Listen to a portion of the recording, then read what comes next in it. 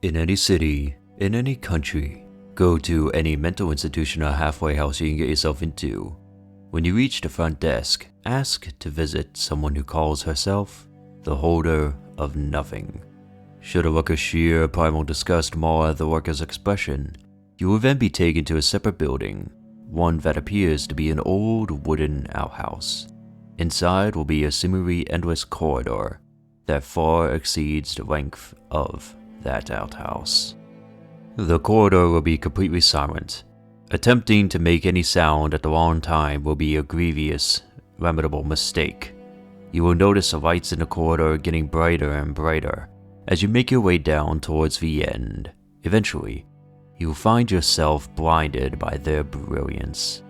If at any point the lights go out, quickly shout out, "No, stop! What are you doing is wrong," while backing away. If the lights do not come back on, bolt to the door you came in through. It should be still open. Hopefully, you aren't far enough down the hallway for it to close on you. If it does close, an eternity of hell would be preferable to what you will suffer. If the lights come back on, continue walking down the corridor. At the end of a hall lies a cell. The worker will open its door for you while glaring at you in disgust. Inside the cell will be a mad pastiche of colors arranged in several harlequin-like formations. You must not be distracted by them, for at the center of the room is a naked young woman, slathered in blood and bound by strips of human sinew. And you would be better off not knowing what will happen if you take your eyes off her face for even a moment. Focus on her and ask, what were they when they were one? She will look at you in the eye and speak the answer in incredible detail. It will be unlike anything you have ever heard, leaving you on the verge of both ecstasy and agony. It is not uncommon for a seeker to lose themselves in the euphoria, but you mustn't let your focus break, and you must take special care not to look upon her tattooed chest. Your mind will tempt you to gaze upon it, but you must resist, for if you fail, she will flay you alive and add your mutated flesh to her bindings, and you will remain trapped with her fully conscious for the rest of time. That tattoo is Object 4 of 538. They desire to be one again, but they mustn't.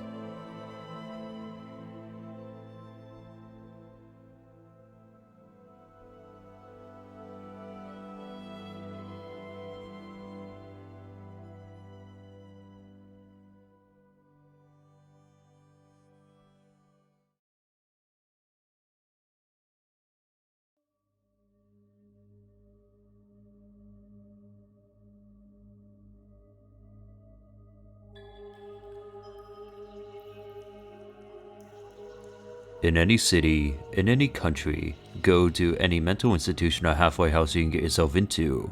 When you reach the front desk, close your eyes and ask to visit someone who calls himself the Holder of Light. You will be led to a single door leading to a long, windy hallway, and then told to open your eyes. Open the door. The hallway beyond it will be pitch black, but narrow enough for you to feel the walls with outstretched arms and guide yourself forward. If at any point during your trek down the hall it is suddenly bathed in light, shut your eyes immediately and quickly make your way back to the door you came in through. If your eyes stay open for more than a second, what you will see will force you to instinctively tear them out.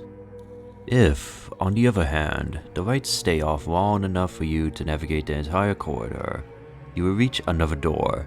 Look down. If you can see any light escaping from the crack beneath the door, flee immediately, for what you seek is not there. If no light escapes the next room, then carefully turn the doorknob and enter. The room beyond will be completely dark, aside from a single, dimly lit candle at its center. The faint light it emits will reveal the outline of a quote motionless figure huddled over it. There is only one question that he will respond to. What can protect us from them? Say anything else, and the man will tear out your eyes and force you to take his place under the cloak for the rest of eternity. If you ask the proper question, a piercing scream will rain out from the candle, and its series of lights will illuminate the room, revealing images of the most terrifying thoughts, fantasies, and memories experienced by sentient minds throughout history. Most people can't handle this event, turning violently insane or perishing instantly at the sight of such horrors.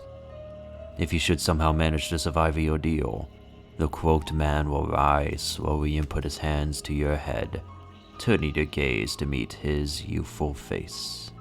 Stare directly into his empty, gaping eye sockets, for if you look away from that terrible sight, you'll be stranded in this room, forever forgotten by time itself. Do not turn to look as he opens your right hand and places small, round objects upon your palm. As that object touches your hand, you can find yourself able to ignore even the most fearsome agonies, unless you are in the process of obtaining another object, for the pains you feel then will be far beyond any worldly suffering. Know that even this newfound power will never help you cope with the horrifying images you have witnessed in that room. They will be burned into your memory for all eternity. The eye you hold in your hand is Object 5 of 538. The awakening has begun, and they must not be brought together.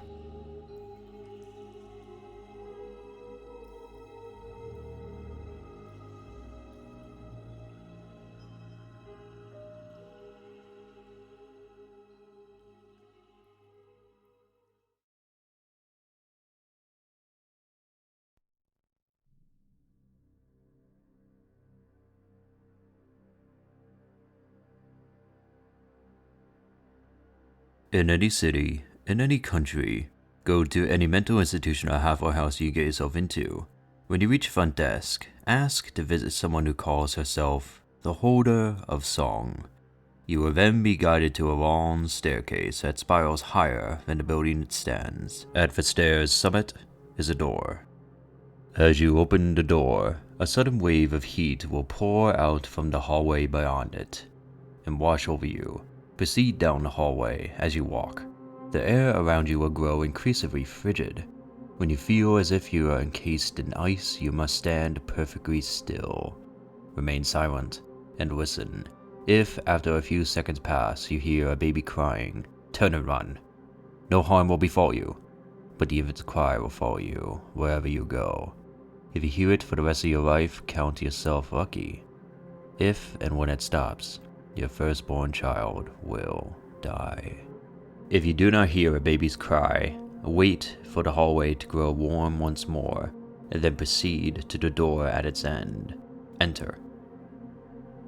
The room beyond will be awash in green light. At its center will be an old woman turning the handle of a silent music box. Her legs have both been severed at the knees. When you speak to her, you must look her in the eyes. She hides a spear fashioned for the bones of her legs. Break eye contact, and she will impale you with it, and leave you to bleed to death in seemingly unending agony. She will respond to only one question. What was the song they used to play?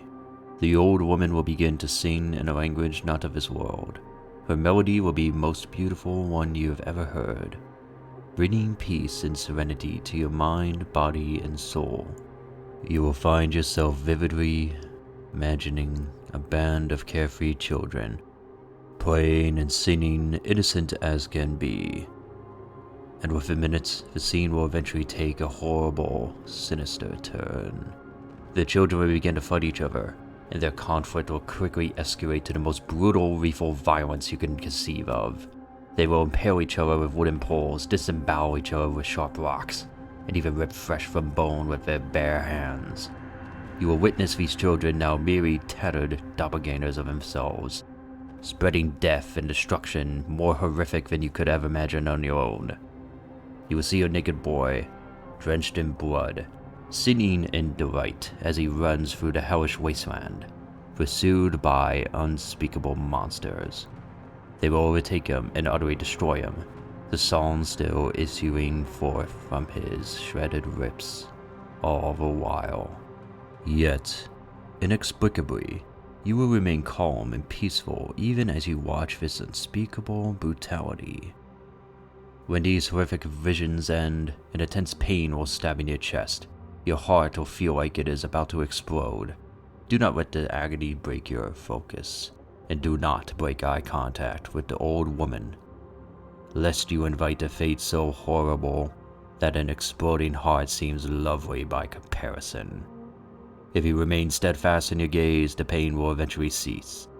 The woman will stand up, though with your eyes still focused on hers, you will know not how, and place the music box in your hands.